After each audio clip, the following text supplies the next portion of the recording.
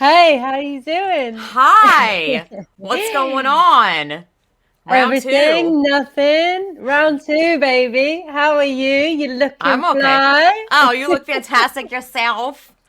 Thanks, babes. Yeah, what's been going on? Same old shit, TBH. What happened with your I don't know, I don't even know what you want to talk about. I'm just like I'm up for I anything have as no usual. idea. We could talk about what's happened like since the last Yes. time we spoke. I had so much fun before. We have to, Yay. but you have to come up with another title that's as good as like what was it, Hitler's micro penis or something. Oh my God. Yes, I don't remember naming it last time. Oh, a Black Mirror thing, yeah. That's Hitler's it. micro That's penis. cool. Yeah, Hilarious. So what the yeah. F? What happened to your amazing film? Oh man. Well, let's start from I actually got banned. Like, yeah, I got banned from Twitter for quite a while ago now, but I'm back. I'm You like the don't say. Terminator. Yeah. I know exactly. What was it for? So I can't remember exactly, but it was basically I was kind of stupid. I said something like it was when No. they were hanging that effigy of that woman in France. You know, Yeah. they were hanging that effigy. So I basically mocked that and I said like kill bitch, turf bitch, kill bitch, something like that. Isn't that And what the then sign said? Can you, I guess, preface or yeah, yeah, go yeah. over that? Like, what was that about? I'm gonna play dumb and be like, what are you talking about? Okay, so I don't. So there was a lady in France. Forgive me, I can't remember her exact name or any of it, but she's a prominent feminist and she's a politician. And she said what we all know, that this is not acceptable, that Yeah. men aren't women, blah blah blah. And then some trans activists in France burnt an effigy, or they hung an effigy of her. I think her name's is it Marie something? I'm not sure, I wouldn't but know, but I know the story. yeah, so they hung an effigy of her. Uh, at the same time, there was some feminists around that time, again in Paris, Mm-hmm. yeah, they were protesting for something, and a bunch of TRAs showed up and like threw Yeah. eggs at them. That was all Like, going on at the same yeah. time. So I basically said something like, and yeah, at the same time as all that's going on, they're always telling us to be kind. So my Yeah. tweet that got me banned was basically, oh, and at the same time, the whole super straights thing was happening, right? Yeah. Right. So I got banned on Super Straights Day, which sucked because Super I straight day. I Oh, was that's like, right. yeah, yeah. So there was like a weekend where like it was all about the super straight stuff. And like I think, yeah, I just got banned on like the Friday or Saturday. So I said something like a few days before that, like it was like something like kill those bitch turfs, kill, die, bitch, be kind, kill, be kind, kill, bitch, turf, be kind.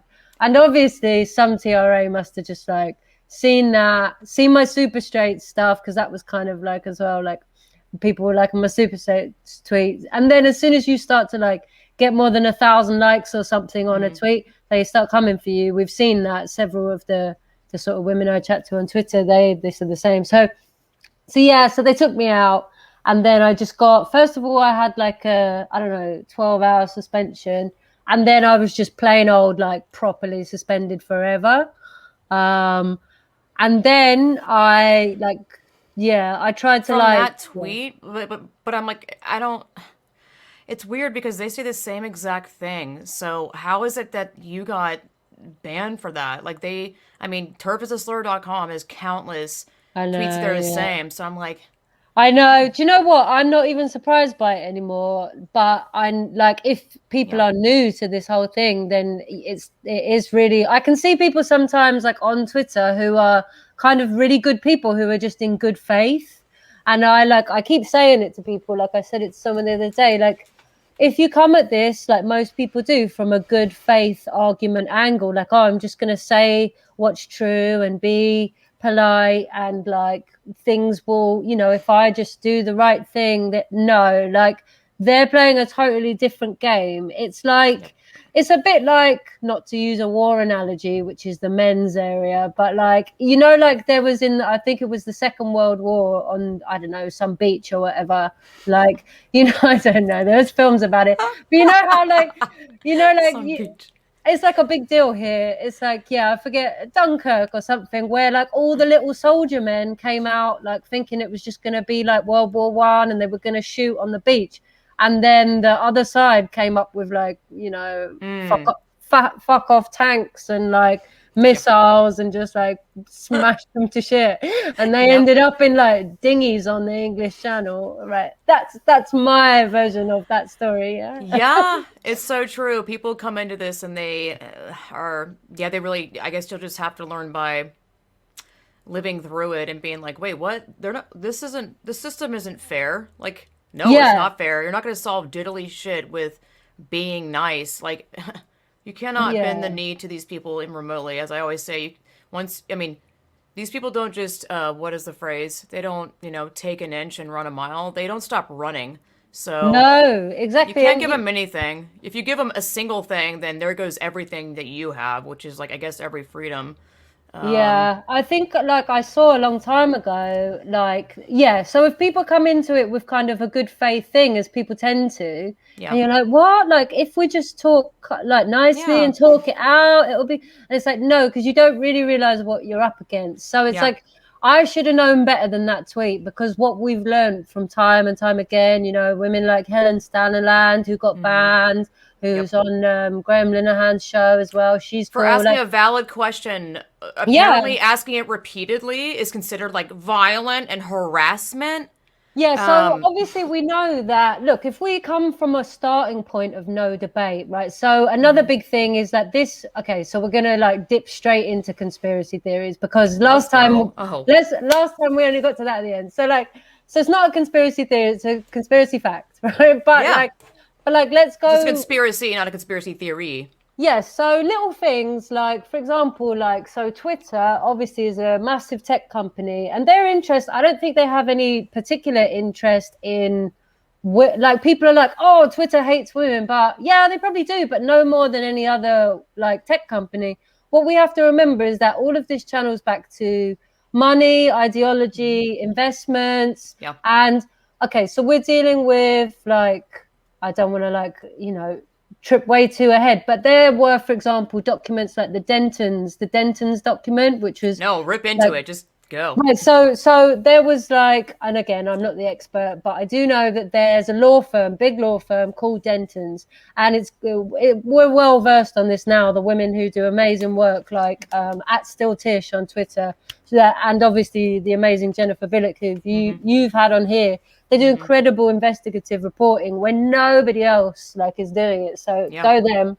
And like obviously Graham Linehan as well on his Substack has like plenty of people doing journalistic work when he's Yeah. a fucking comedian. Like we've got people, it's like all hands on deck, man. It's like the little dinghies, you know. But like, so Independent journalism. Let's go, baby.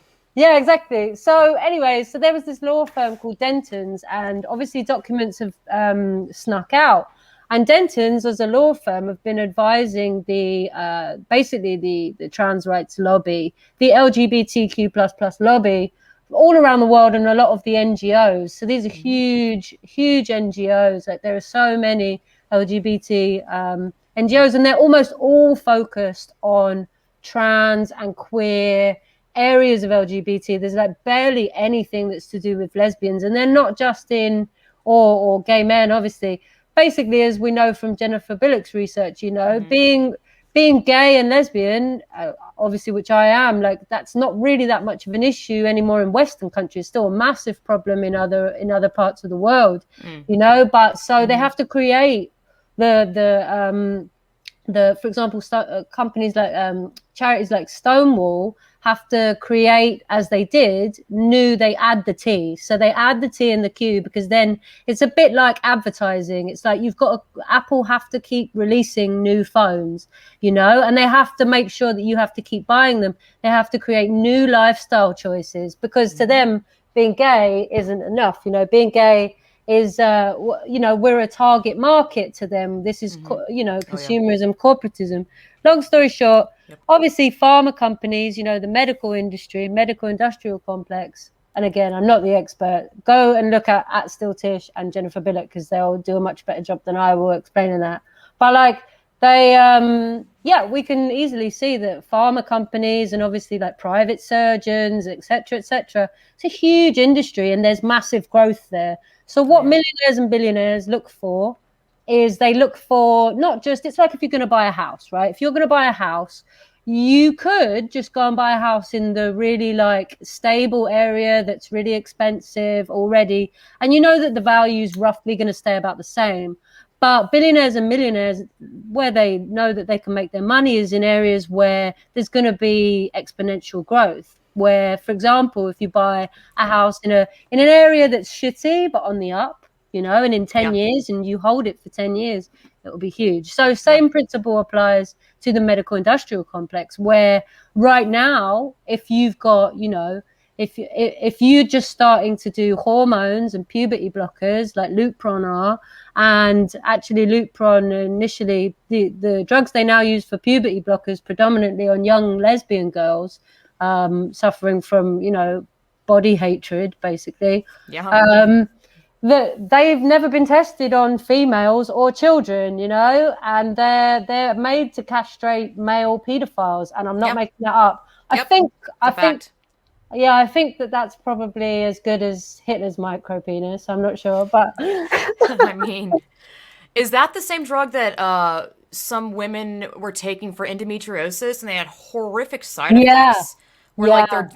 like I wish I was brushed up on this knowledge because I read this a while ago or like 2 months No, ago. It you're feels like it's been right. years. Where like their jaw or something started deteriorating, like their bone, something. It's pretty messed up. Like Yeah, it's really fucked up. So some women that I've have been interviewed seen. are like, you know, endometriosis is obviously a really painful thing to live Mm, with, where they, you know, now have taken and gotten off Lupron, but they're like, I wish I'd obviously never taken, and they would have gladly taken the endometriosis pain over the Lupron permanent side effects. Like, it's yeah, wild. How it's is any of this crazy. allowed?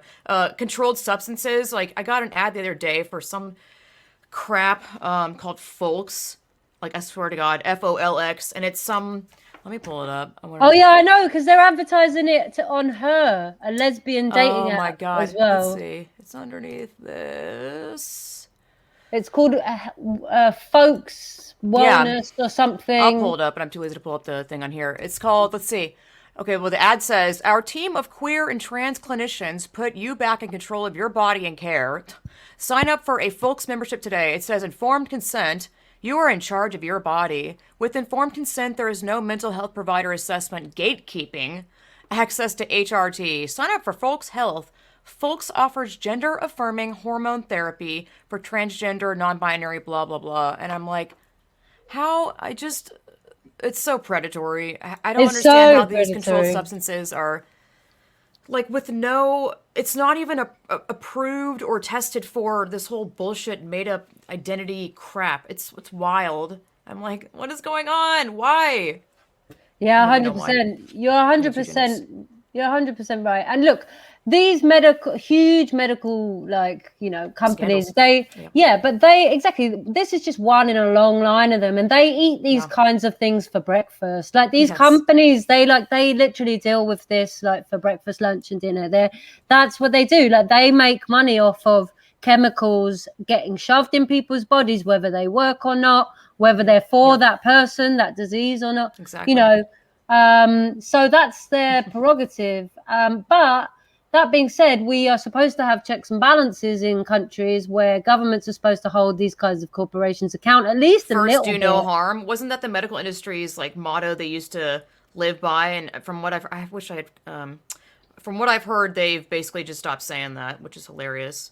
Well, yeah, and it's also the thing. So what's happened now is that okay, so we'll kind of carry on with the Dentons thing. Like, so the activists have been the activists that think that they're trans, or the activists that, for example, used to work at Stonewall, Mm. LGBT charities and stuff like that. Before there was a T added, you know, they were relatively small charities. Mm. Stonewall was the biggest one in the Mm. UK. And then when they added the T, obviously they get exponential kind of funding. So Jennifer Billick again has looked at Arcus Foundation, and Mm-hmm. Still Tish has looked at one called, I think, the Bearings Foundation, which operates on the UK more. What If is people, Arcus? so Arcus Foundation is from what they've said, Arcus Foundation is a NG. It's a foundation or an NGO, basically supposed to be a charitable foundation that is the charity arm of a guy who runs like a huge medical corporation that makes drugs and things like that. So basically what you've got is it's a bit like charity washing, if that's even a term, where it's like, yeah, like charity washing, where That's it's like, hilarious. where you've got like, it's not like laundering money, but it's like kinda, because what you're doing is, okay, so what they do, paraphrasing, and obviously, there are people who have properly researched this and I'm not one of them, but they basically they set up a charity. They're multi-millionaires and billionaires usually. They and there's a few of them, and they basically they have huge medical corporations, whether that's drugs or surgery or whatever else. Some of them are even into the tech sort of transhumanism and tech side of things. So anyway, what they do is they channel money from their businesses into charitable foundations, and then those charitable foundations donate grants and money to other charitable foundations. But obviously what they want to do by doing that is control the lobbyists. So then they basically have lobbyists of other charities operating on their behalf to get laws passed that they want. So what we've seen in the UK is a huge push from Stonewall, and I think Gendered Intelligence and Mermaids. They're three big charities here, and they try to get laws passed. Like, for example, they're the people who were trying to intervene in the Kira Bell case here, which was all about whether children can consent to these life-changing puberty blockers and so on and so forth. So that's where it's coming from. And Denton's, which I started off talking about, they basically wrote a document that advised them how to go about this. And the way they said, again, to go about this is to do it by stealth, basically. They said, don't talk about it in the open. Do it so that people don't, in the public, they don't get to hear about it. And this is all documented. It's not just, crazy people. I'll put it up. I saw those screenshots. It was mind-blowing. I mean, the 11th hour is one of the earliest things I read about all this, and I was like, what the I mean, these are documents that you go to their literal website and you can read it for yourself, the absurdities about how snake-like and stealthy and get ahead of the government and use certain public figures to push this BS. It's insane. I was just like, what? How do people not? It's just people don't have the time to, I guess, even consider thinking about looking beyond, like, well, this is life-saving care or gender-affirming. Like, none of this shit is what people actually think it is. I don't know. No, I don't think so. And I think, again, we're coming back to this idea of a good faith argument. People believe, and, I can definitely see how this happens. Like, people, myself included, we like to believe in the goodness of people, and most people are good people, and we like to believe that there is a sense of order in all of this chaos, and not people that have the mass loads of money. Like, I wish people could understand. I mean, to me, and this is something I've discovered very quick, like that men that have an crazy astronomical amount of money, they're not any good. Like, I mean, I don't believe, I mean, this could be women too, I guess. I've seen some pro-transhumanism woman just be absolute lunacy. I just think these people are trying to play God. They have all the money and they're bored and they want to control things and they want to play around with humanity and civilization and societies because they can, because they have the money. Money can change the world. Money can change, propaganda, do all that jazz. And look what's happening. Yeah. And look, it's something, I mean, other people like Jane Clare Jones and the philosophers have really... I love her. Yeah, she's great. Like, I used, a lot of her interview with Glinner in my documentary. She's great and has a way of explaining things that makes complex concepts simple, and I think...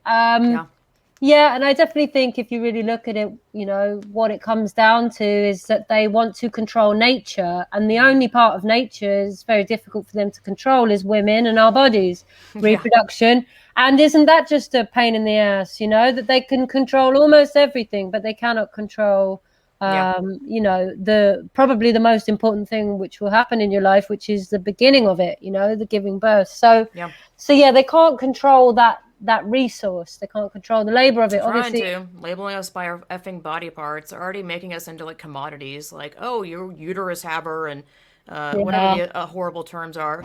Pregnancy. What is the one with about pregnancy? Pregnant Yeah, and then the people, women that give into this are just, chest oh feeders. my God. It's So I mean, unnecessary. Why are we not but calling men like dongle havers or like floppy rod havers? Like, why? People just need to look at this stuff and be like, wait a minute, why is this only about women? Like, why? I mean, it's just, well, the wake feminists up. do. So if anyone who's getting involved in shit on Twitter is going to be like, they do. The feminists call them like the ejaculators. Yeah, yeah, yeah. I know. People are, yeah, they're like, where are the Yeah. feminists at? I'm like, oh Where are the God, feminists? right Well, here. the thing is that so if we go back to this idea that they're going into it with a good faith argument, and most people are good people, man. I think even some of the activists are not Yeah, bad people. I that's think true. what you have really is you have very, very powerful men at the top, just a few of them, but just enough, with the money they have. Yeah. And we're talking about John Stryker, I think his name is, and Yep.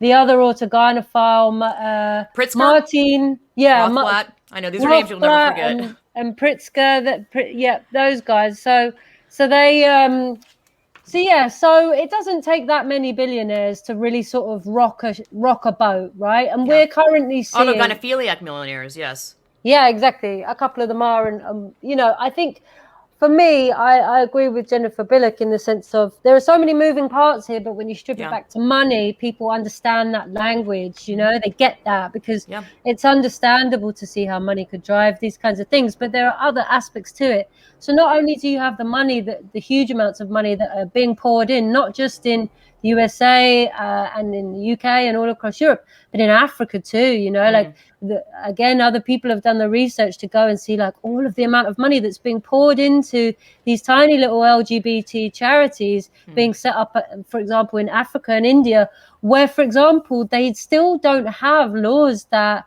keep lesbian and gay people safe or bisexual people safe. So to throw this stuff in here in those countries especially, and those continents where they still don't have laws that protect people in the beginning, you're just asking for trouble. Think of a country like Iran, where they have the highest rate of transsexual surgeries, primarily because it's illegal to be gay, but it's not illegal to become. So instead of being a gay man, you'll become a straight woman, and that's really what this is. So this is some form of gay conversion therapy, Yeah. And sterilization, 100,000%.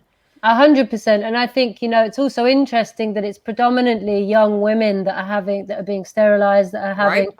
parts of Yep. them chopped off. So the male to female transsexuals, if they do, most male transgender people, male bodied, stay male bodied. They don't change a thing, Yeah. Very few of them have the surgery. And the ones that do the surgeries they tend to go for are obviously boob jobs, so they Yeah. get something added, but it's the Facial women. feminization. Yeah. Yeah, that's true. Exactly, but Yep. it's the women who are having bits lopped off and Yeah. sterilization. And I And think, body organs removed, like necessary organs that regulate your body. Things yeah, that you and can't just so remove and be normal or live your normal life. yeah, 100%. Wild. And I love Sheila Jeffries. That's why I put a little bit of her in my film. She's been talking about this stuff for decades, and I think it's Oh, yeah. and I think, and there was a woman called is it Janice Raymond? Yeah, Janice I think Raymond. so. I Yeah. wanted to say Janice Dickinson, but definitely not her. But yeah, I think it's Janice Raymond wrote the original sort of text on this kind of area. If people do want to go and look it up, I haven't read it, but I've heard of it. But Is that the transgender empire or transsexual empire one? that's That right. one? Yeah, Yeah. that's right. That one is for free to read online. I will put a link in the show notes. Very good. That yeah. Yep. Yeah. So basically, yeah, I think that what's happened is, so you've got all this money, right? You've got all this money, and you own a medical or tech company that's to do with either basically turning people into transsexual people. So but now what you've done is you've flooded like NGOs across the world, quite small organizations, where £100,000 pays for everything they need in like 3 years. So if you add like 60k or like 100K or more. It doesn't take a lot to really like sway these people. And we've seen it where even feminist organizations, organizations that should be standing up for women have been totally captured because of this money. And they're not going to get this money unless they do what they're told to do. So then what happens is a lot of good people might leave the company or the charity, and what are you left with? You're left with the kind of careerist types, the people who, and charities and NGOs are a whole other thing, because a lot of times, not always, there are amazing people at charities who do amazing, incredible work. But there is sometimes at board level and at director level, CEO level with some NGOs, not all, there is a sense that charity can tend to perpetuate the problems it claims to be trying to fix, because the director's paycheck is dependent on that problem existing. Yeah. So, and I'm not even saying that that's happening consciously, but on some unconscious level, you're not trying to solve the problem, because really what a charity is it's a solution looking for a problem, right? Whereas businesses, not to say businesses are great and charities aren't, but businesses generally, because they have to make a profit and people have to pay for something like a product or a service, and charities tend to ask for money. So they're not generally providing you with something back. They're providing service users with something back, right? So what you have is, in business, you always have to appeal to the customer, right? So you're always trying to serve a need that the customer has. But with a charity, not always. And again, I'll just say there are amazing people doing amazing work at some charities all over the world. But sometimes it can get a bit out of alignment, like a ship, like if you're on a ship and it only takes you to slightly turn a little way, and if you keep going forward, you're going to end up in a completely wrong direction eventually. And it's only minor degrees that we're talking about.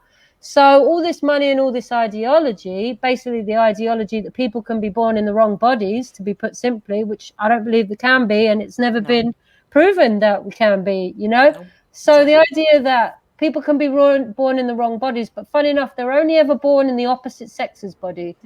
It's not like they're born in, why aren't we born in animals' bodies? Like, why not? I'm sure that's probably coming, Lord Almighty. Like, if you can be born in the wrong body, if you're this soul that's born in the wrong body, then why does it just always seem to be the opposite sex from what you are? Anyway, point is that they have created this narrative. How is the soul stuff, how is this not a religion? Like, if it's so, like, my soul and my gender soul or whatever, like, how is that science when they're like, follow, or, trust the science or whatever? They try to say it's something about science related, and like, how is soul stuff related to science at all? It's a religion.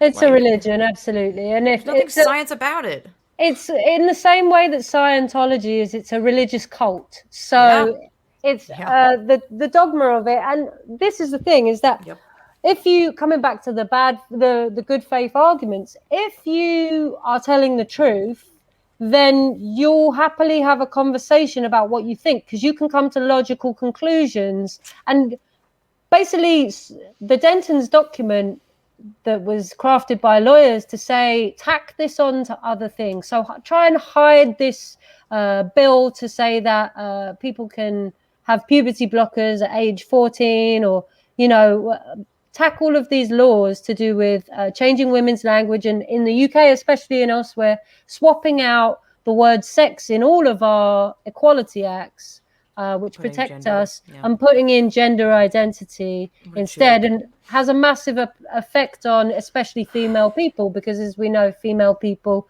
are not treated equally to male people. So what you have is basically our bodies, like our people. It's not about like souls. It's because of our bodies. Like, you can't just slap on an identity bullshit. It's just crap. So what you have now is, for example, in California, you already have males going into female prisons. And in the UK, we've got an avalanche of this shit. Even today, I happened to see one where a guy who was making bombs at home and was a part-time police officer identifies as a woman and is now, after being caught as a sex offender, several different counts, not just one, but multiple. There's so many sex offenders now, and it's crazy, right? So what happens is these are sex offenders that have had, say, multiple sexual offences in their lives, male people, obviously. And then what they do is, on their latest one, they've now realised that when they go to court, if they say that they're transitioning into becoming a woman, the judge takes more sympathy on them. So we've had several cases, I've seen 3 or 4 or 5, even in the last few months, like where the judge goes, life must be terribly difficult for you. I can understand that being in a male prison would be really tough for you. And it's like, this guy's raped several 10-year-olds, like, and so I what's know. happening is, Yeah, it's a really good point. Sympathizing and empathizing with like pedophiles, and yep, it's just like it's just an open door, blatant abuse. Like, yeah, men yeah, protecting men lawyers being like, "Oh, poor you.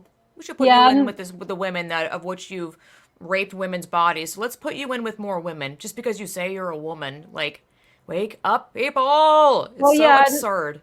Again, it's like you could get, and I have got, and people do get, and they're entitled to get very angry about the fact that women are always seen as collateral, because it's like, you would think, right, that there would be a risk assessment about this. Like, I wonder what could possibly go wrong about putting people with penises who are still physically fully male, who have a long history of sexual offences against women and children. I wonder, no, nothing could possibly go wrong. There's clearly been either no one thinking about this, which I don't believe, or the thinking has been, well, we don't want to look bad, and Exactly. I don't want to lose Exactly. my job. I don't Yeah, want to lose logic my is hate job. speech. Exactly. Like if anyone were to state the obvious about this, well, you're a man, you have a penis, you're claiming you're. I mean, it's just. But you've done the raping and stuff because you're a man with a male body to women with women that have female bodies. You can't even. I think that this whole thing is teaching people not to be, think critically and think beyond this bullshit fogginess of gender identity. Like it ceases their minds from even going there because it's a whole state. What I mean by state is a world mindset of terror and fear that if you even put your mind there, thought police, like you'll be, I don't know, fired, you'll lose your family, your everything. Yeah. It's so all controlling and all consuming. So People, what's happening, like, within a lot of institutions is, like, you've got to think about it, right? Is there's individual people who are, say, local governors, local people in California who are making these decisions or having to explain these decisions that don't make any sense and are clearly very, like, fucked up decisions. But that person is thinking to themselves, but if I don't do this, I'm going to look like I'm a terrible person because people are going to bigot, say I'm transphobic phobe, bigot. yeah, And also, on top of that, I won't get re-elected, or I will lose my job, it's a or I joke. won't get that promotion. So this is what's happening, is that it's very difficult to get people to think when their job depends on them ignoring such facts. But what's starting to happen now is that, yeah, so for example, in the UK, we just had the bathroom bill thing. So this week, it was decided by the, I don't know, some equalities ministers or whatever, that they had done a consultation with the public and with all of these lobbyists, charities and whatever else, on having gender neutral toilets in newly built buildings and everything. And basically it came back, and after consultation and lots of women, like, putting forward their feelings and expertise on it, lots of women, like, submitted on that, and they really didn't want to hear from the women at all. But what's happened now is that the government have basically gone, all right then, well, clearly there is a conflict here, and so we're not going to do that. We're not going to have gender neutral toilets. All, at least not exclusively, all government buildings and official buildings need to have gentlemen and ladies toilets. And possibly what we'll do is add a third space. And basically the gender ideologues, the TRAs, Stonewall, etc., they have a meltdown because they Yeah, have like some we're kind of, dying. I'm going to literally die because this exists. I saw this recently. Um, let me read. It was just ridiculous because some bill was passed in Tennessee, I believe. I can't remember. It was something about first, when you Google this, it's government. I Googled government Lee. The bill is House Bill 1182. And of course, the first thing that Google pulls up is freaking HRC website stuff because Google is, BS, whatever. The way they frame this is hilarious. I was trying to write an article that was written from, I guess, more conservative side or reality side. But this is the HRC thing saying Tennessee Governor Lee signs anti-transgender business, blah, blah, blah. But some dude, this fucking guy. Oh, yeah, I've seen that one. He said, I'm livid. Please help us get out of this state. My husband and I are no longer safe here. This could result in our death. Please help us leave. And then this person who does amazing investigative work on Twitter, I forgot their handle, Hege something, I can't remember. But they said this guy spends most of his time threatening violence on women. It's okay if you label them TERFs first, though, and begging for money. Now he thinks his life is in danger because women want to know if they can expect men in their restrooms.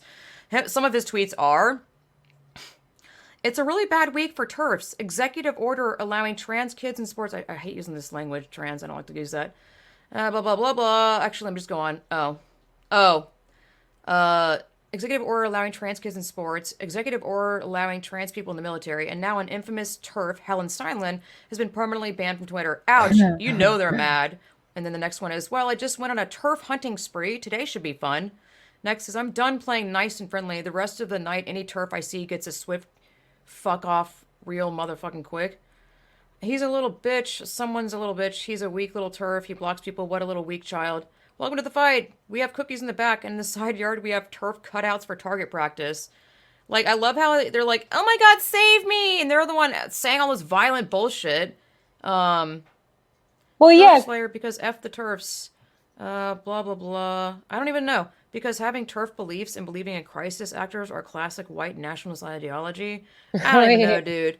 A TERF is nothing more than a Nazi in feminist disguise. I'm so tired of this bullshit.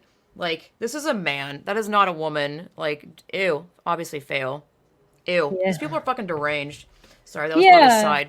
No, you're totally right. And I think, again, like last time we spoke, like we ended up talking about just like the narcissism that runs through all of this. So again, we're coming back to basically just very, very childish, narcissistic people, you know, and obviously not everybody, you know, there are a range of people who are for various different reasons involved in this. And let me say that the TRAs do not represent actual trans people or what are known as actual trans people, such as transsexuals, as they used to be called, who are very, very rare, you know. And what it is, a lot of it is just about narcissism. It's about, you know, males especially going, I want this. I want access to women's spaces, women's bodies. I want to physically be turned on because of autogynephilia. I want to be physically be able to get my rocks off by embodying my idea, my concept of what a woman is. Because of course they don't know what it means to really be a woman. It's like they think a woman looks like a bimbo, and if you're a quote ugly woman, which is just a woman without makeup or presenting as a bimbo or e-thought, therefore, so when they present themselves, these men, as like skankified like prostitutes, they think, I mean, that says a lot about what they think a woman is. And so when you're a woman being like, that's not a woman, like this is ridiculous, they're like, you're just jealous because I'm more of a woman than you'll ever be. I'm like, so they're just deluded. I know, I'm like, that's not, it's so crazy. They think that the only way to be a woman is to just look like a total prostitute. So performative. So, hey, commercial break. You can support my work by joining the Rational Revolution on my Subscribestar, which is subscribestar.com/distortedlens. Or you can donate directly through my PayPal, which should be some link somewhere around here. I'll put it up. Just want to have a commercial break and make sure that you support my work. If you enjoy the work that I do, if you get any sort of entertainment, any sort of education, and you just want to support my work, you can do that by doing one of the things I just mentioned. So, back to the show. These are really, really, really mentally ill, sick men. And I mean, I'm going to separate... And they get off by even using bathrooms, women's bathrooms. Like, they masturbate, they suction dildos on the floor and literally use them as touch themselves as they hear. Just like knowing, just them being in a women's bathroom gets their rocks off and they'll touch. Because it's about colonization, you know, it's about being somewhere. Same thing as like the rape mentality, where it's like the thing that turns that particular kind of a guy on is the power of being able to do something that that the woman has no control over. Yeah, So woman again, being it's about, inferior. yeah, it's about power and control. That's the inferiority complex leads to having to act out some sense of superiority fantasy. And with the autogynophiles, it's about getting turned on by the humiliation of Yeah. being a woman. So if you go and check out, for example, Isabella, who does Whose Body Is It Yep. podcast, she's got an amazing one Yep. recently Sissy Hypno. on sissy Yeah. hypno porn, Yeah. yeah, which Yeah. is like and I briefly touched on it in my Some of the turquoise darkest shit documentary. ever. Man. Yeah, and I mean, I find it We need to talk about it more fascinating. though, because I feel like the majority of the People don't know. yeah, I think the majority of the trans bullshit is literally that though, like straight up, because it's Oh, just it's 100%. hypnosis. I think my headphones are backwards. Hold on. Actually, I have no idea. Anyway, yeah. Sorry, go Yeah, ahead. no, so it's so I think if we just separate the female bodied transgender young women, because you'll notice like other people have said, where are all of the middle-aged trans, you know, women suddenly coming out at 45 realizing they've been men all along? There aren't any, right? There's what there Yeah. are very young teenage to young adolescent or young sort of early 20s women who've been captured by this ideology, suffering from what, because clearly see as internalized Escapism. misogyny and Yeah. homophobia. And I know, because I was a teenage lesbian girl and I didn't like it and I hated my body and I would have done anything Yeah. in that moment, whatever that thing is, especially when there's all this porn around. You know, I saw porn at a young age, and it's like when I saw what Yeah. and I didn't really know I was gay yet, and it's like when you see what sex in porn looks like, that's very scary. And Sheila Yeah. Jeffries talks about this.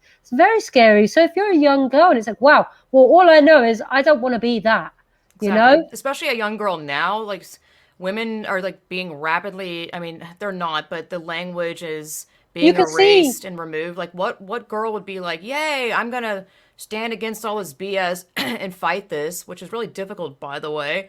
I mean, of course you'd want to escape into it, you know?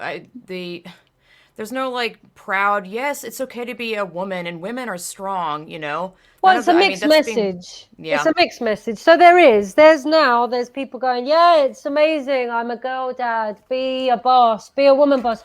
But really, women and girls, we know from very, very young, and it's even worse now. We yeah, know from very young that our position is a lot more vulnerable than boys. You see it in the things that we are expected to do, the things we're not really supposed to do, and the expectations of us. And boys have their own shit to deal with too, but it's just very clear from an early age the yep, position of girls is so much less free and yeah, yeah. powerful. You know, we're supposed to be, and yeah, it's a mixed message because it's like you can do anything, you know, like hashtag 90s and 2000s feminism, where it's like you can do anything boys can do.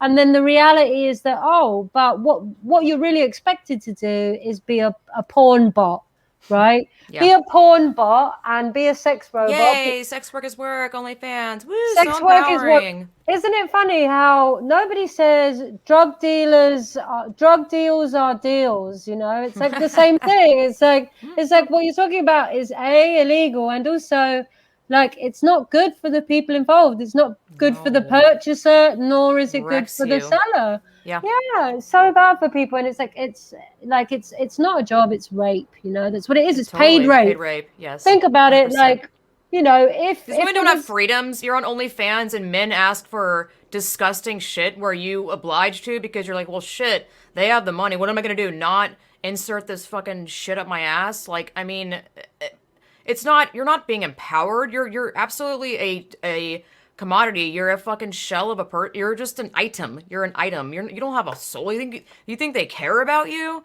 Get get out of here. Like what a Yeah. joke. And the sad thing is, it's always the like the most sort of abused already women and girls that are drawn to it. Like, for Yes. I know personally, anecdotally, somebody who's done sex work with the OnlyFans stuff and stuff like this, and like I can just hear all over her. She's from a quite a decently well-off middle-class family with a Mm-hmm. nice accent and whatever.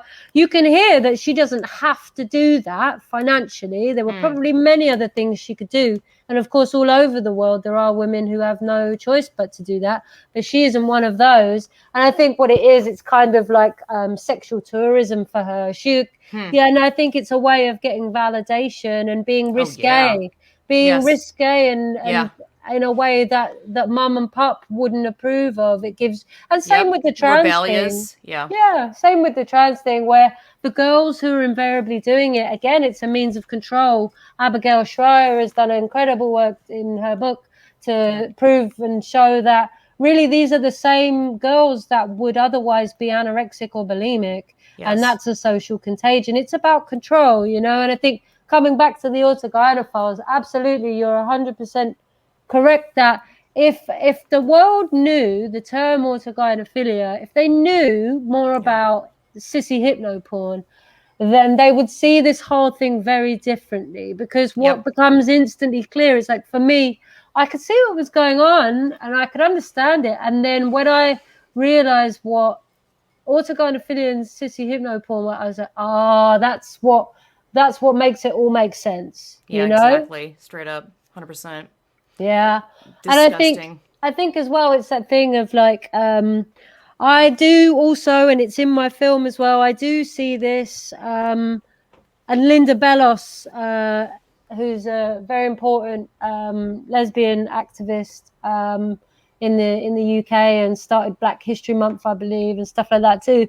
She said, and I put a bit of it in my documentary, she said about how I don't believe that it's a coincidence that this is happening, just as a new wave of feminism, just as Me Too, and as much Mm-hmm. as we can critique that, and that's got its own issues, but just as women are starting to gain a lot more power in the world and politically, you look at the UN has this huge push out in the last 5-10 years to try and improve the lives of women and girls globally. There's been a lot of campaigns. We all know that corporations have realized this too. There has actually been a drive to get more women up the ladder in a number of ways.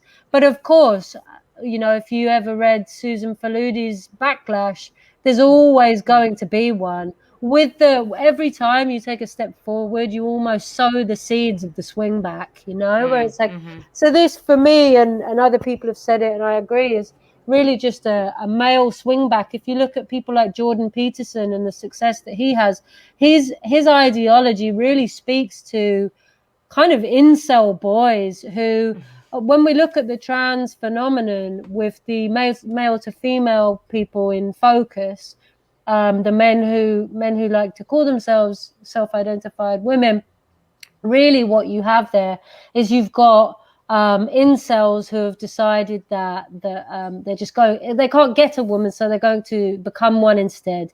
So you've Yep. got the incels, who someone like Jordan Transcell. Peterson, transels, exactly. So you've got Jordan Peterson and his ideology, which appeals to this sort of far bygone era of men as the classic rescuer hero.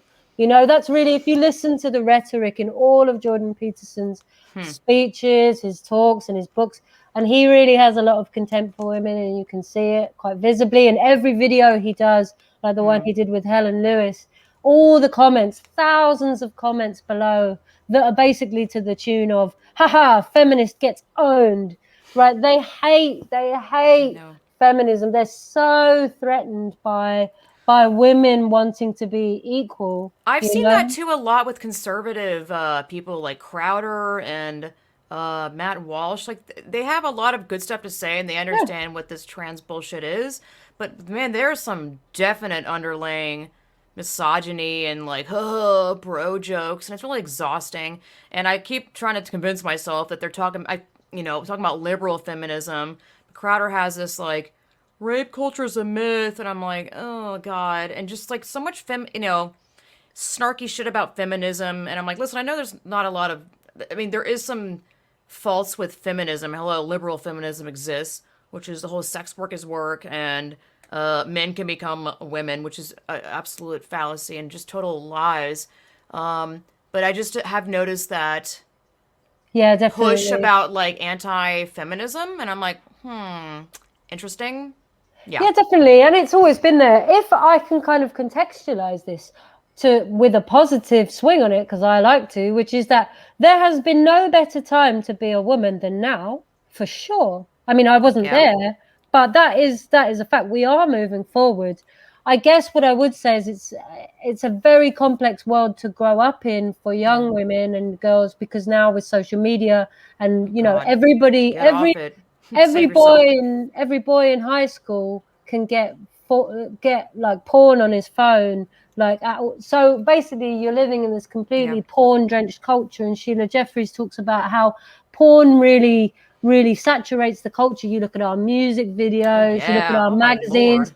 you see what's her name, what's her face, Billie Eilish, who was famously like kind of like tomboyish, now That was so suddenly upsetting. I was on like, oh my Vogue, God. like Yep. and it's like, oh, I feel so much more like a woman now. Basically, you feel more If like, it feels good, do it. Her whole yeah, shit. I was and like, it's like, what the fuck, dude? Like, she's just been and you have, gaslit. Any person, any woman in the entertainment industry is no like their sense of like their real. They didn't grow up into ever discovering themselves for what they could really be without being controlled by men in the industry. yeah. That I whole think we shit. all I'm struggle like, with that. I think we all struggle with that, even as a like yeah, lesbian. Like, like I struggle with the fact that, like, not really now, but I used to, especially when I was younger. What is my place in the world when the world tells me in every billboard, in yeah, every exactly. page of the newspaper, that my value is in how attractive and available for sex I am to males? And especially, I think, in a weird way, being gay kind of saved me, because to be honest with you, once you go there, I know it's not that big a deal now, but like, it feels probably a bigger deal than it looks on the outside. So in the sense of, you're basically completely turning your back on male validation. And for women, that's a very, very difficult thing to do. Yeah. And, for me, I kind of didn't really have a choice. But I'll tell you what, and I think a lot of women learn this as they get older too, like, you can derive so much more of a feeling of like, of internal power, if you like, when you stop getting it externally in that way. And I think Yes. I think that is naturally something that happens to women as they get older, because they become less attractive to men, because Mm-hmm. of course men become more attractive as they get older, because why? Because they have more power as they get older traditionally. And therefore, it's, remember as well, it's, and again with Sheila Jeffries, it's like, it's the power that we sexualize. So I was thinking about it yesterday, like, with women and all of this sort of sex workers work and stuff. Really, what we're taught as young girls, especially with the onset of sort of porn being so available now, which it never was. I Yeah. don't think older women can really understand, like, and I've heard a couple of younger women talk about it recently, and it really hits hard, where it's like when you grow up in such a porn drenched culture that we really have now, like, no matter how smart you are, like, Mm-hmm. you are kind of so conditioned that you have to be available, and that your own liberation is going to be through having sex with lots of men, Yeah. and this sex positivity thing. And I learned for myself that, like, actually that's for women especially, the consequences can be really damaging. And Yeah. also, we're not really, and of course people can go and get their rocks off however they want, go and have as much sex as you want, but I don't really think we're built that way, No, of course not. certainly not as a long-term strategy for happiness. I don't think we're really built that way, and that's just my observation. And I think Yeah. as well that, so coming back to the Jordan Peterson stuff, that really we have this, okay, so we have, a whole bunch of things where men have, all we hear about now is that men have so many mental health issues and that male suicide is massive. And that's true, you know, and obviously we hear about women's mental health, but I think as women, we tend to live more in denial. We tend to live a lot more in denial. I've heard it described as kind of Stockholm syndrome. So we sexualize our powerlessness. We find ways to kind of enjoy our position as the less than category of human, and sometimes not even human. We find ways to make that sexually exciting. Oh, look at that guy, he's so powerful. Oh, he's got so much charm. And okay, he might be a lying narcissist, but isn't he sexy, you know? And it's like, I hear women like this all the time, and you watch it and you're like, what the fuck is going on? And it's like, it's really just the power that's been sexualized there. So power true. and That's a really control. good point. Yeah. I think it's so crazy that, like, whatever you want to call it, patriarchy type stuff, that the men enforce upon women to always be presentable, be fuckable and cute and an item to be to we are look at. basically conditioned.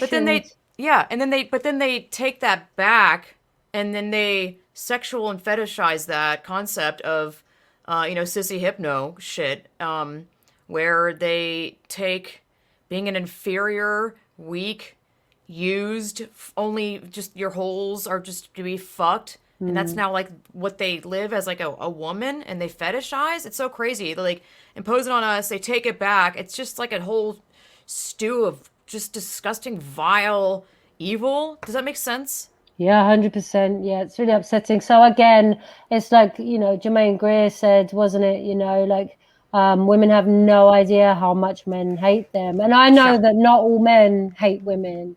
If there's any fellas listening, hey guys. Right. I'll say all men. Let's just make it even here. I say No, all men, but you I say think, not all men. but I Just to think piss it's them off. yeah, exactly. But I'll tell you what, it's that thing of like, so autogynephilia, we'll talk about that in the sissy hypno porn. So yeah, if we take the kind of the young guy who Jordan Peterson would appeal to, is a guy who in centuries gone by, that guy would have immediately been able to marry any woman that, you know, her father would have sold her off.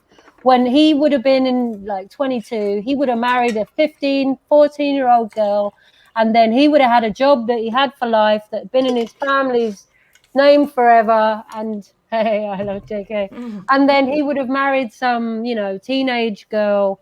He would have completely like been, you know, the man of the house, and he would have worked in a job like, I don't know, a shoesmith or something, whatever, and then, you know, he would have sex with her, and she would get pregnant, and they would just live until they died and raise family. And of course, love could grow, and some people were lucky enough to you know, be able to marry people that they loved, especially if they had money. But honestly, the thing is that like men knew their place. They could go off to war. Nowadays, men don't know their place because their entire role of masculinity, Sheila Jeffries talks about this too, there's, their entire role as men and masculinity cannot exist without femininity.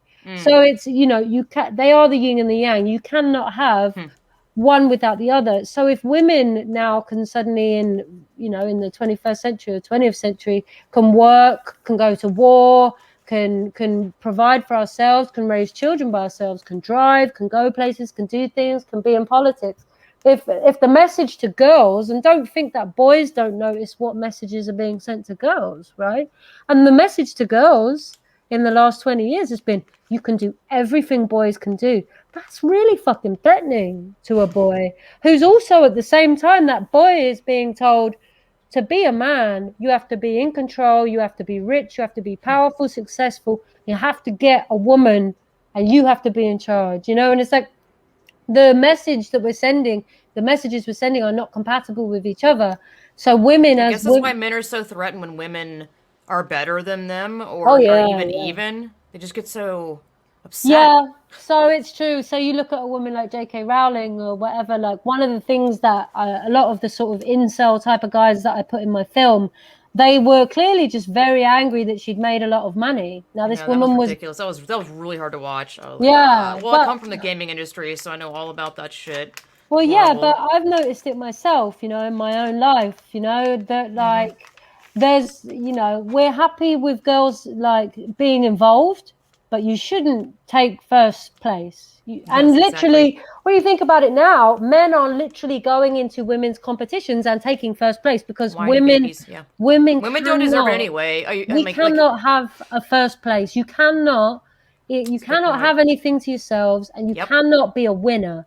Women can participate now. We're allowed to leave the house and join a job and go to the gym. We're allowed just about, you know, we always run the risk of being raped, of course, but, you know, raped and murdered, whatever. But like at the same time, we can participate, but we must know our place.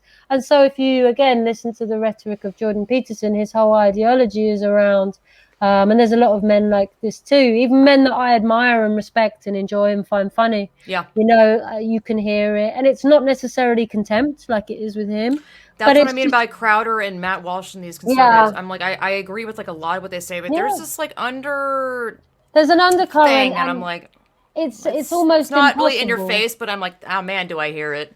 Because remember, what's the worst thing to be if you're a man is to be called a woman, to be called a pussy, to be called, you know, True. Yeah. to be called weak. What you will hear if you listen to men for long enough, if they're honest, is that the thing they are not allowed to be is weak, which is a big problem for them.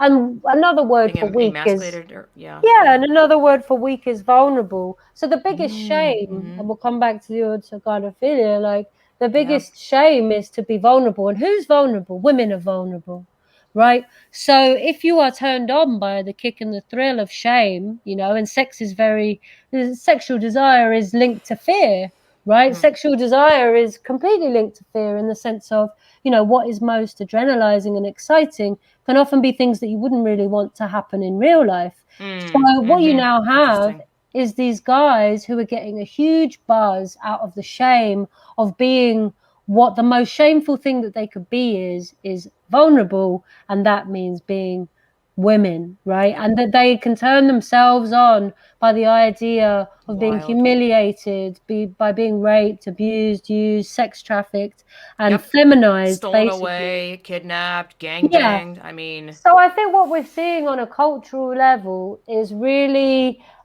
just a male fear playing out. You know, like the movie Get Out, I think it's called, is all yeah. about kind Yeah, I've of seen it.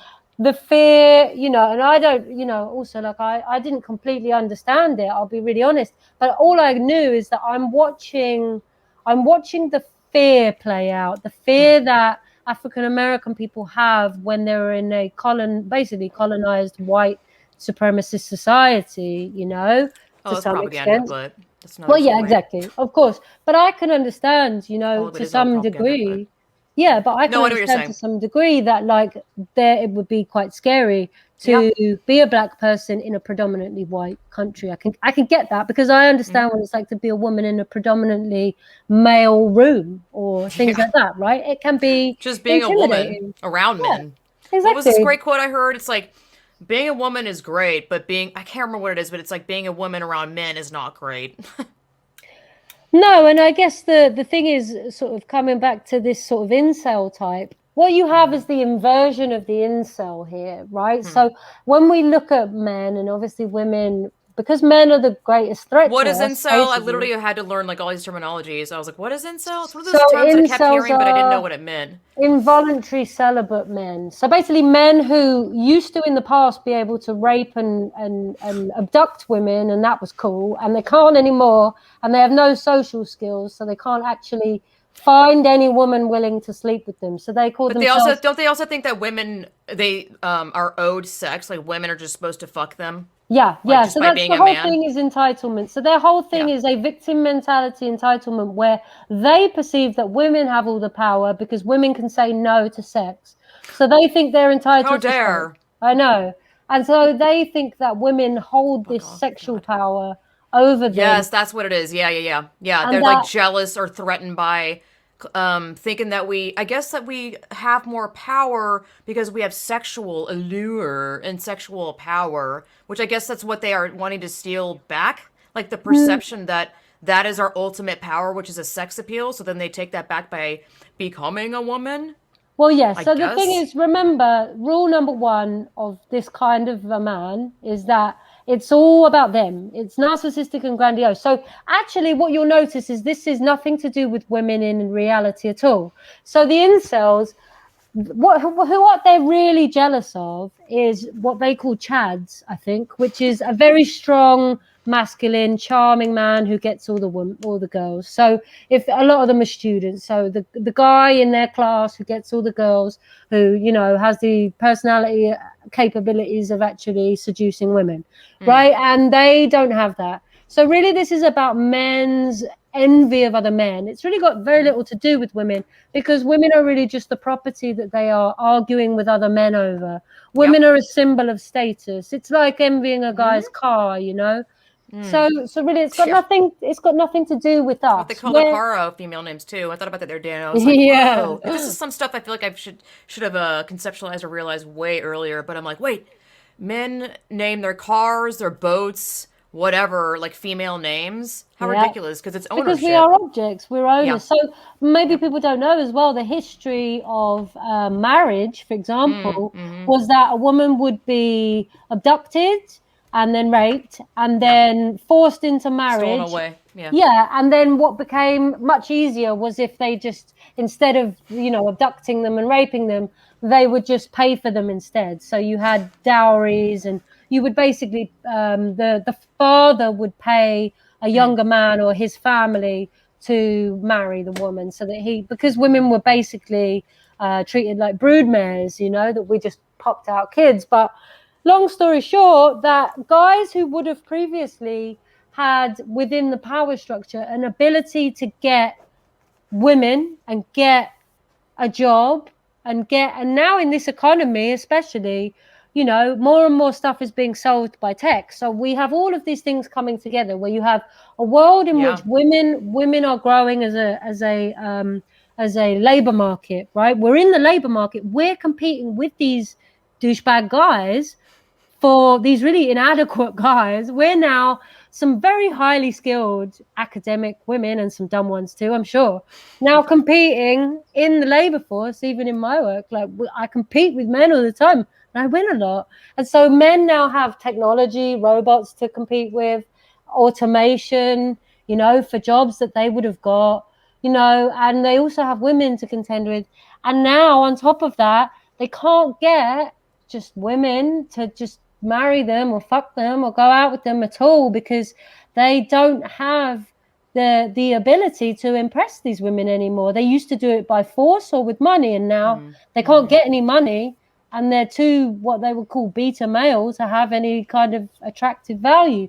So these guys are stuck. So what they do is they either start reading Jordan Peterson books and go and clean their room, or they become women. And because what they can do is they basically externalize their fear and shame around their inadequate masculinity, and they turn it into something that turns them on. They get a big kick out of masturbating, basically, to the idea that they are being forcibly feminized, and that really turns them on. Because the idea of being a woman is to be humiliated, to be less than human, to be degraded, the way you see in porn all the time. So these men are really just, it's literally a case of, if you can't beat them, join them. Yeah, exactly. Mind blown. Yeah. It's just all these things I kept, discovering all this stuff along the line. And I'm like, wow, how convenient for these men to just be like, well, why would I wait for a woman to, snatch up or fuck? Why not just become a woman? Yay! How easy. Huzzah! You can do it too. Yeah, it's also, obviously, as well, I've made it sound really like, hopefully it's like a simple thing, but it's not that simple, because these people are very psychologically disturbed, as we know. Yes. So the other thing is that the kick that they get, that kind of shame kick that turns them on, what they get, and there are a lot of men that get turned on by this, not just orthogonophiles, is the idea, we can all relate to the idea of it being sexy and exciting to do something you shouldn't be doing. And as we know, what men shouldn't be doing is raping women, right? If a woman says no, then they've been taught they shouldn't do that. So in the same way that you would get a kick out of stealing some sweets when you're a kid from a shop. Mm-hmm. They get Yep. the same kind of kick, except in a sexually excited way, from either, obviously, traditionally they would have just been plain old rapists, but like now what they get the kick out of is this sort of, it's like an accessory to rape, where it's like the colonization of women's bodies, women's spaces. For example, Yeah. the woman who runs Giggle, Mm-hmm. Sol Grover, Yep. I saw a tweet from her once that was like similar to the Jermaine Greer kind of quote, where it's like, women have no idea how many men. It's basically, for people who don't know, it's a platform called Giggle that she runs from, I think, Australia.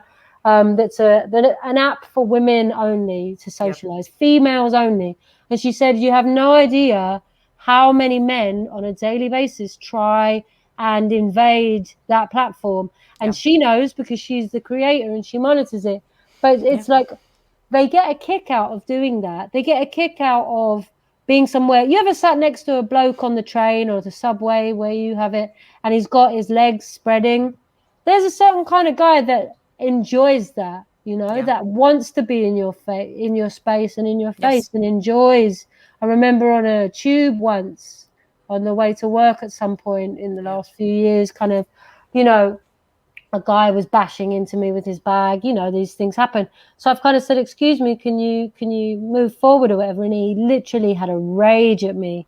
Then he started pushing himself into my body. Like, Gross. Fuck he off. had like God. a total entitlement. The idea that a female, a woman might have space, it was just, Wow. completely not Yep. acceptable. So again, that extends to women's sports, women's prisons, women's Yep. lesbians clubs, like anything, women's Yep. podiums, Yep. women's panels, women's, like politicians. Anything female centered, like how dare men immediately want access to it. They want it. Yeah, exactly. It's the same thing of like, it's being able to control mean mummy. A lot of this, I think, is about the fact that, like, as well, not enough proper male role models around, maybe, where it's Yeah.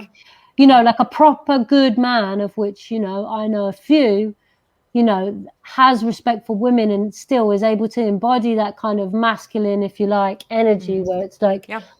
like you see it in kind of the kind of guys who do like martial arts with kids, for example, where it's like, like instilling a sense of respect and also self-esteem through Yeah. discipline, through self-regulation, through control, and through, and kind of people, men and women, who can be vulnerable with young people as well. You see it, there are people all over the world who do amazing work, those kinds of guys. But these kind of incel guys, they're too childish for that. They're like emotionally completely like unable to regulate Yep. themselves, Just a like, permanent state of child, really. yeah, they're just Brats. constantly in child, and so their needs just like they have so low self-esteem themselves.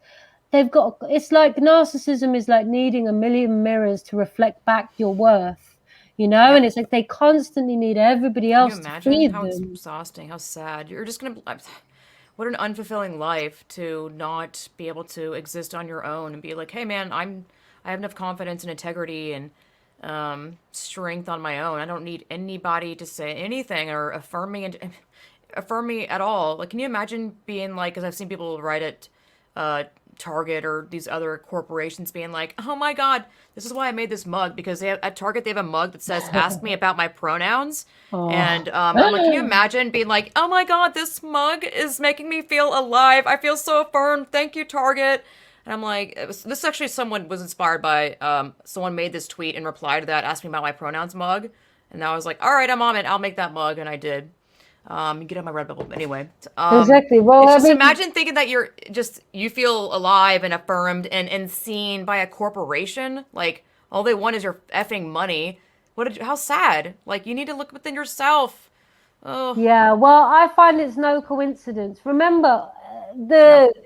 I am so optimistic and always have been, because I can fully see that, like, this movement, this trans ideology, it will sabotage itself, because it Yes. can. That's the inevitable conclusion, right? Because it's sowed within itself. Yeah. It's kind of like there's no real cure or something for the common cold, where like, but within the virus itself or whatever, it has a natural lifespan where it will end up curing itself. Some bullshit like that. I don't know. Point is that you know, within this ideology that comes from this kind of childish, narcissistic male, broken male ego, that's especially in a very technological world where women are gaining more power, although we still have a lot less, but we're gaining more. And so it's a very confusing, frightening thing for men who don't really know who to be anymore. Their identity is just fucked. And this is just the reflection of that. And within that, you also have the fact that you said to me just now something really profound, which is that, you know, with the narcissist, with all the mirrors, that you said they must be so unhappy because it's impossible, right? Yeah. You cannot gain happiness from anything outside yourself. Happiness is a state of mind for everybody. And there's nothing externally that can And it's fix sometimes, that. I feel like a lot of times a choice. Like people think that love is like, oh, it's just love exists, but a lot of times love is a choice. Like if you're angry at your mate, your lover or whatever, and it's hard to, you know, choose love and come from a loving perspective. And sometimes you just got to choose that and be, because first of all, you're not going to solve anything by meeting someone with the same amount of anger or someone who's upset with you. You're not going to solve jack shit. So you know, as upsetting as someone could have made you, you have to choose love. And I think happiness is also, it is a state of mind where it's just, there's two ways to look at everything in life, and it is a choice to be like, you know, this, it could be this or it could be this, but I'm going to internally choose myself to look at it in this way. So Absolutely. I don't know. You're 100% right, and it's true. I definitely, you know, like I was told, you know, love is a verb, it's a doing word, you know, and you said it's a choice, and it's true. And I think as well, it's that thing, you know, and things like that have taken me a long time to learn, and a lot of Oh yeah, it's mistakes. not easy. But Yeah. I'll tell you what, as well, it's that thing of like, yeah, happiness is definitely a state of mind, because there are people in the world who have everything who are miserable, Oh and yeah. people in the world who have nothing who are happy.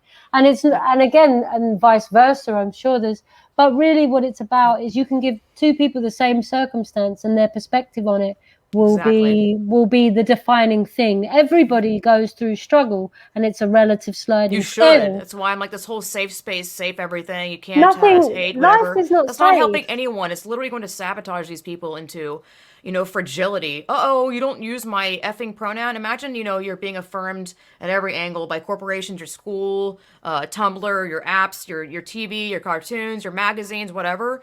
And then as soon as you walk out into reality, someone's like, hello, sir. And you're like, ah! Like, it just, they Yeah. make them little fragile things. And that's not the way to live life. You have to go through troubles. You cannot live a life of always being protected. What a mistake. Yeah, absolutely. And I That think is, Jonathan Haidt covered it in his book, wasn't it? In The Coddling of the American Mind. And I oh, think I love that it's book. such a Finally, great someone else book. has read it. I keep telling people it is honestly, I call it like an appetizer to all the shit we're seeing now. Yeah, absolutely. Everything really makes sense when you listen to it. And I can't really TLDR it. It's been a while since I've read it, but Yeah. yeah, you coddle It's so someone into good. their own despair. It There's makes so much also, sense. It's so if correct. people can't be bothered to read the book, they can read the article that led to the book. So there's also Oh, an article called The Coddling of the American Mind. I think it was 2017. And he and they, because there was two of them, I forget the other guy's name. They looked into the fact that social media, especially, and the way that basically parents have become very coddling towards children. And we can see it now that we have such a coddled generation, Gen yeah. Z. And there are some amazing things about Gen Z for sure. I don't want to just like tar them all with the same brush, but Oh no, you should. definitely. But I mean, I'm the thing kidding. is, people said the same about millennials, and I thought it was true. I am a millennial, Yeah. and you know, the thing is that I also thought it was true. Millennials were fucking snowflakes, and like as well, it's true. We didn't really know how to get jobs, and we're not particularly. And I think that's framed because most of us grew up in the context of the Iraq and Afghanistan wars and the global credit crisis.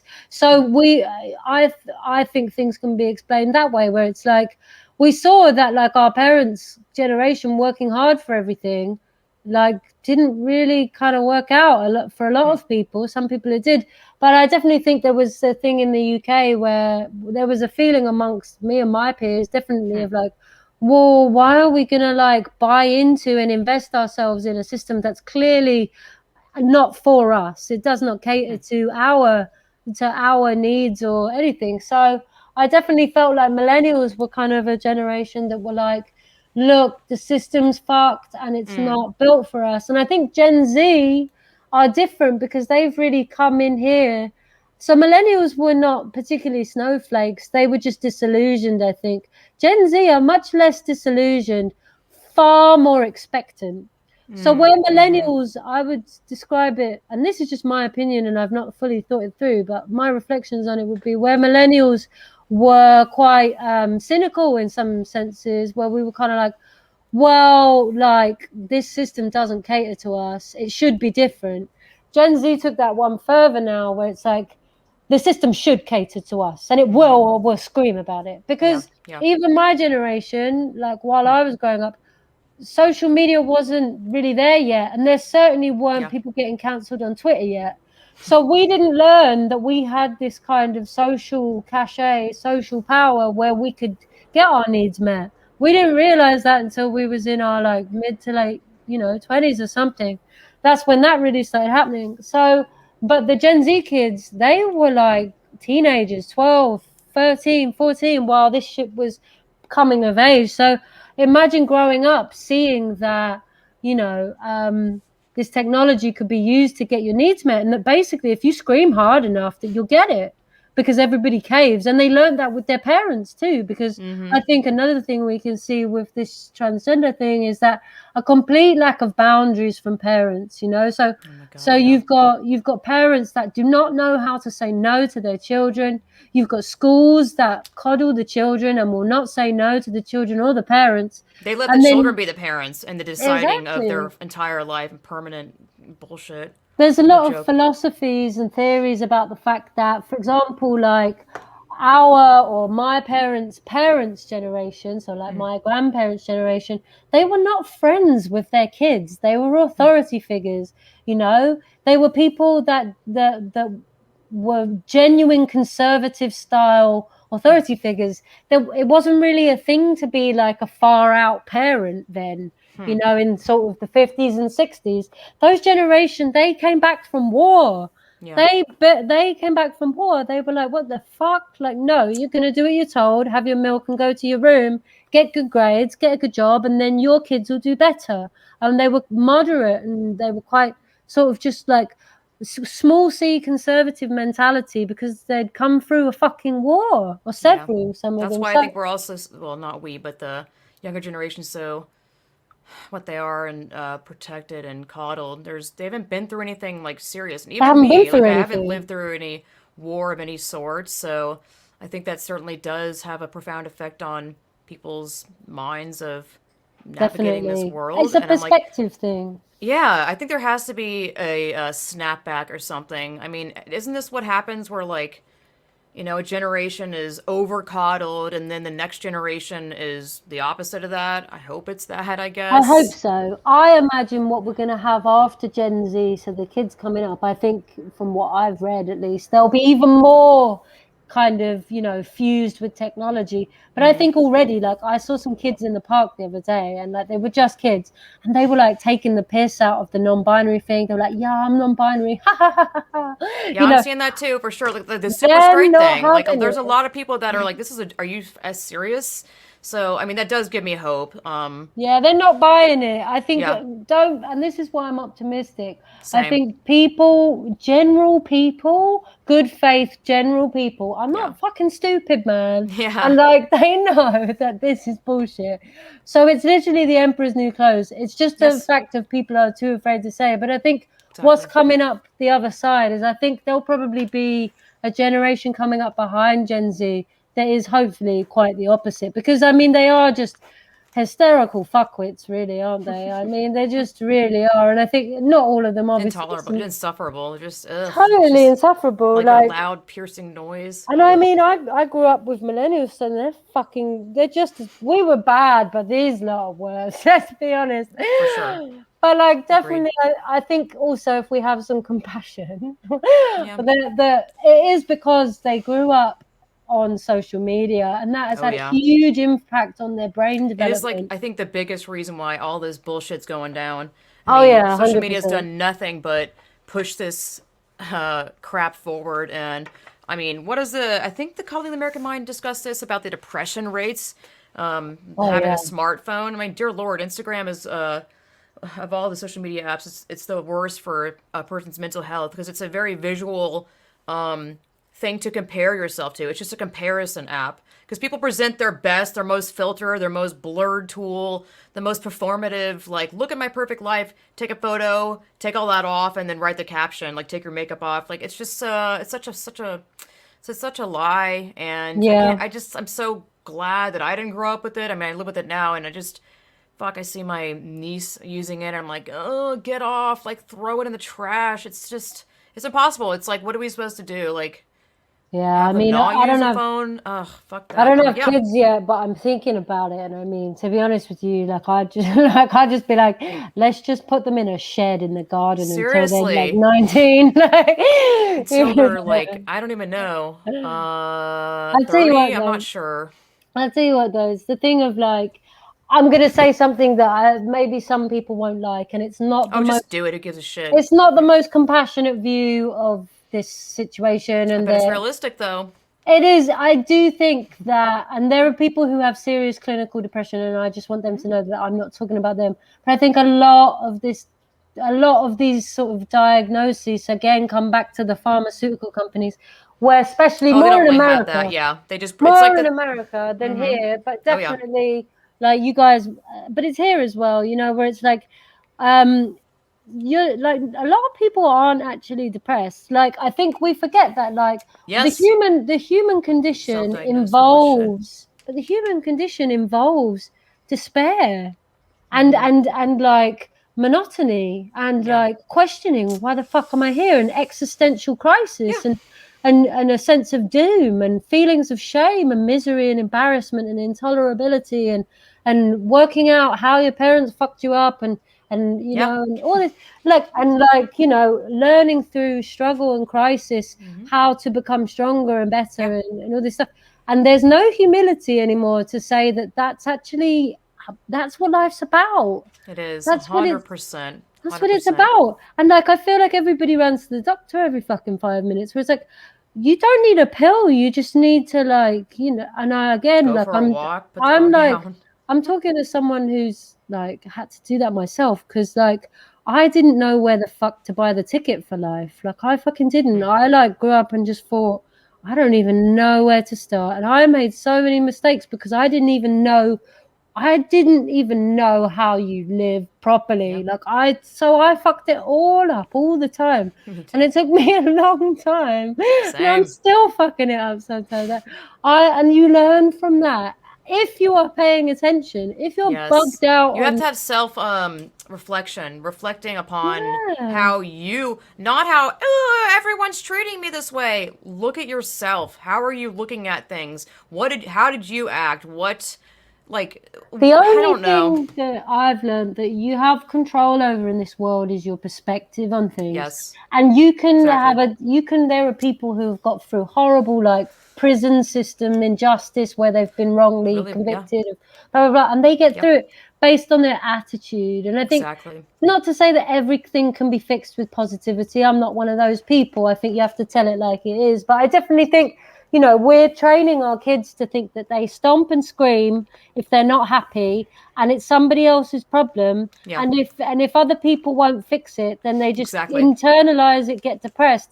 And you're just basically, like Jonathan Haidt says, he's far more compassionate, probably because he's a psychologist, but he's like, you know, a social scientist, where it's like, we're not teaching these kids the skills they're going to need to survive, because Exactly.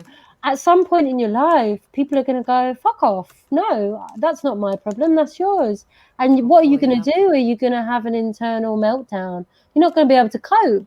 So we really are just kind of coddling them to the point where, you know, and again, it kind of comes back to this thing of like, there's a pill for everything. Like there's you can't be born in the wrong body. And if you really are experiencing what we term gender dysphoria, as in you don't like being a man if you're a man, and you don't like being a woman if you're a woman, I think that's a made up term. I think it's all made up, and It's made they up. present it to so these kids think that that's the solution or that's what they have.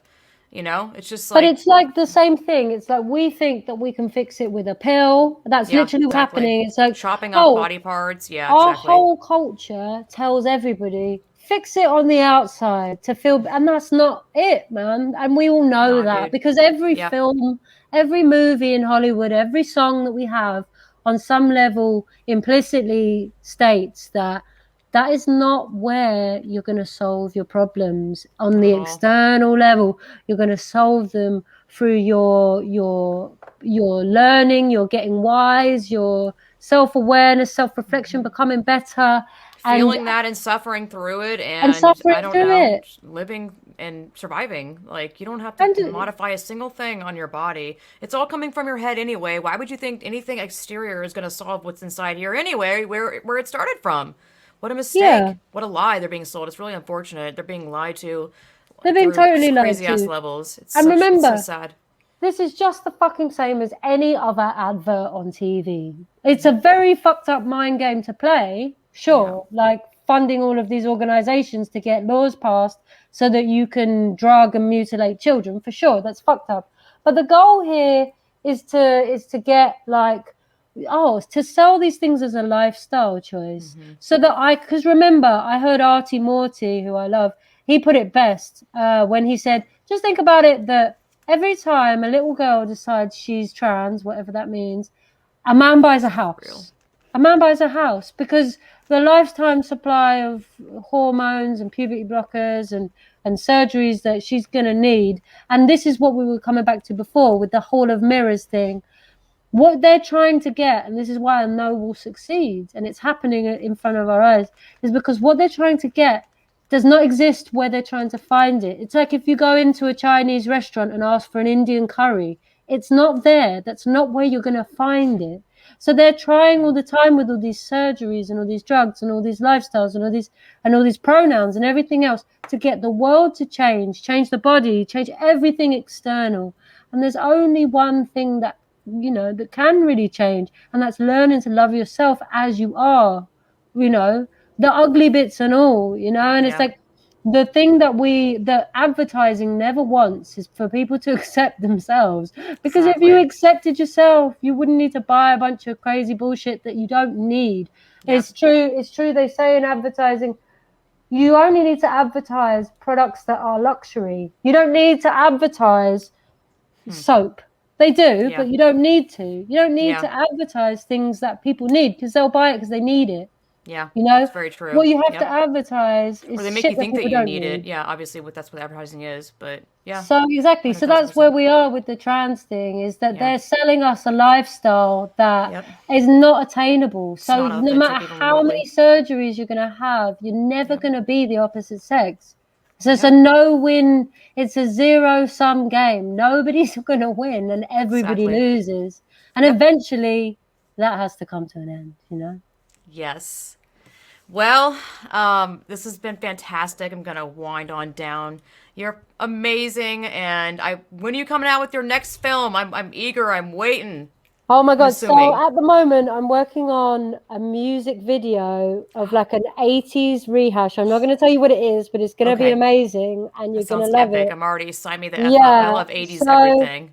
so yeah, I'm like super into my 80s stuff at the minute. So I'm Hell doing yeah. a revamp of a well-known 80s classic, and I'm going to make a little Awesome. video for it too, obviously. But yeah, that's what I'm up to. But to be honest with you, I'm back on Twitter. I got unbanned.